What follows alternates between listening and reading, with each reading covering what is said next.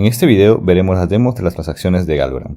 Vamos a ver transacciones de pago, asset config, transferencia de assets y un application call tipo no-op. En esta primera demo veremos algunos diferentes tipos de transacciones en un solo programa. Veremos transacciones relacionadas a assets y otra que tiene que ver con pagos y transferencias regulares de algos. Lo que hacemos acá es crear algunas cuentas, una para Bob y una para Alice. La primera llamará a este método que podemos observar, que lo que hará es crear un asset. Luego vamos a ver a detalle la transacción que ejecuta. Vamos a transferir algunos algos a Bob desde la cuenta de Alice. Después haremos que Bob haga opt-in al asset para que pueda recibirlo correctamente. Lo que sigue acá es transferir el asset a Bob. Con esto estaremos haciendo una transacción de tipo asset transfer. Luego lo que haremos es enviar de regreso el asset de Bob hacia Alice, de manera que podamos destruir el asset y mostrar cómo se ve esa transacción. Esto lo hacemos porque necesitas tener todas las unidades de un asset existentes en la cuenta para poder hacer la destrucción. Finalmente vamos a cerrar ambas cuentas, tanto la de Bob como la de Alice, usando la transacción de pago con el parámetro closeout. De esta forma estas cuentas deberían terminar con un balance de 0 algos. Ahora vamos al breakpoint para la primera función, que es crear un asset. Aquí podemos ver la transacción que estamos construyendo para hacer esto. Podemos ver todos los campos requeridos para crear un asset. Se necesita el nombre, una cuenta para clawback, el número de decimales, si es frozen o no, la primera ronda y la última ronda. Estas están a 1000 bloques de diferencia, entonces se ejecutará dentro de ese rango. Si necesitas salir de ese rango, tendrás que calcular y programar el rango. En la documentación encontrarás cómo calcular y estimar el tiempo usando rondas. También podemos ver el fee o comisión, la cuenta freeze, el genesis hash y su ID, que es testnet en este caso, el monto que vamos a crear, que en este caso son 1000 de estos assets, y también el nombre, y por último una URL para este asset. Todos estos datos han sido pasados como parámetros aquí. Y si vemos bien, encontraremos todos estos campos que hemos visto que componen la transacción. Acá abajo podemos ver el resultado de ejecutar esto. Nos devuelve el asset ID, que en este caso termina en 74, probando que realmente se ha creado. Ahora, el paso siguiente es transferir unos algos a Bob. Esto requerirá una transacción regular de pago. Alice tiene unos algos en su cuenta, así que será ella quien envía a Bob.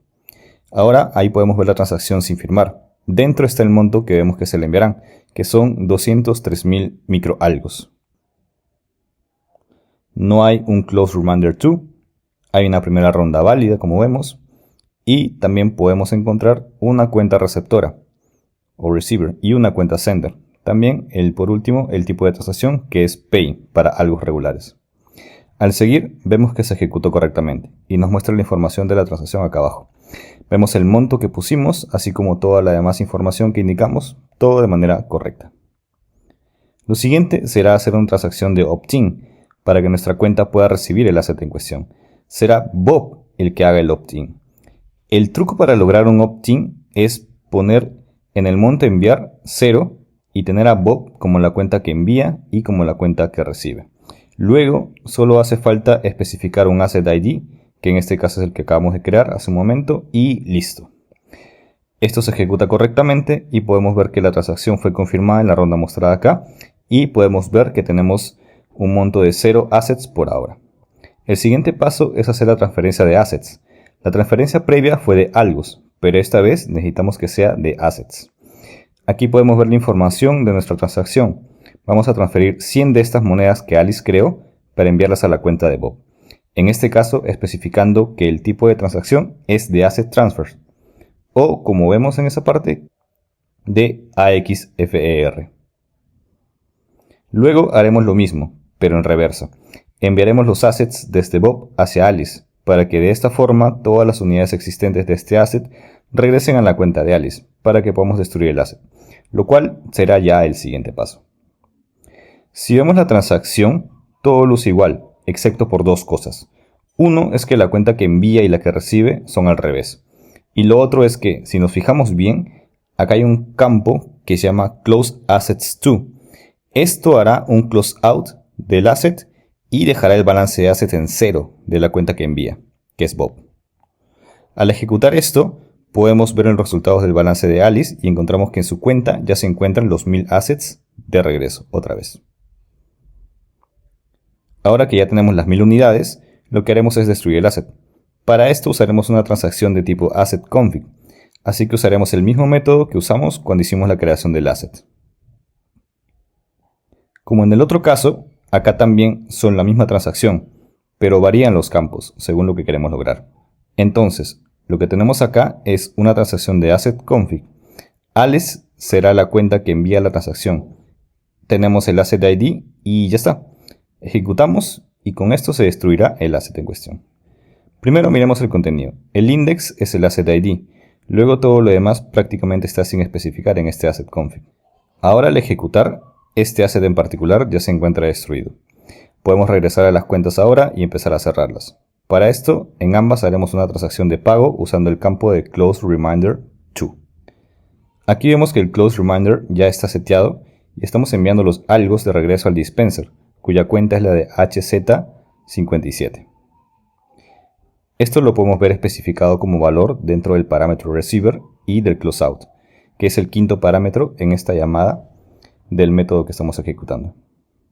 Listo, ahora lo último es cerrar la cuenta de Bob. Y eso es todo para esta demo. Como vimos, hay varios diferentes tipos y formas de transacción dentro de las transacciones de asset y de pago o payment. Ahora vamos con la siguiente demo. Aquí veremos llamados de aplicaciones con las diferentes fases del onComplete. Tengamos en cuenta antes que nada que en este código tenemos dos approval program. El primero es el que estamos viendo ahora mismo. Es nuestro punto de partida de código. Básicamente lo que hace es ser un acumulador. Suma y resta a un contador. El segundo que tenemos, que está refactorizado, en él se han añadido algunas características adicionales al primero, como por ejemplo pasar un timestamp como un argumento del método. Este podría ser usado luego para modificar la aplicación mediante un update como llamada de aplicación. Ahora vamos a nuestra lógica.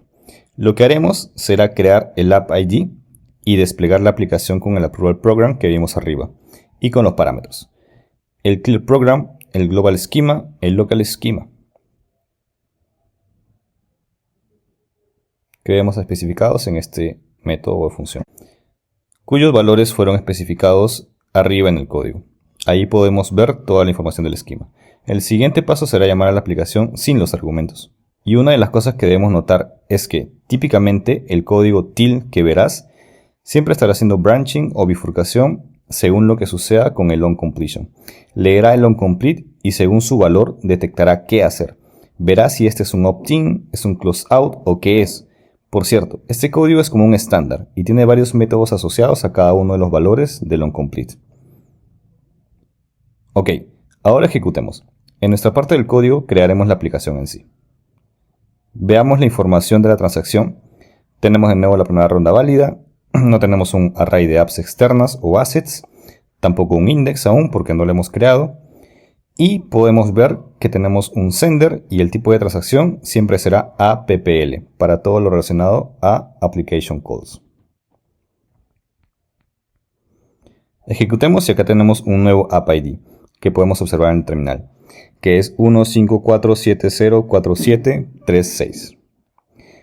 Ahora tomaremos este app ID para usarlo en las siguientes llamadas como un parámetro. Lo siguiente es llamar a la aplicación sin ningún argumento. Aquí usaremos la transacción noop. Puedes ver que el onComplete es 0, que equivale a una llamada noop.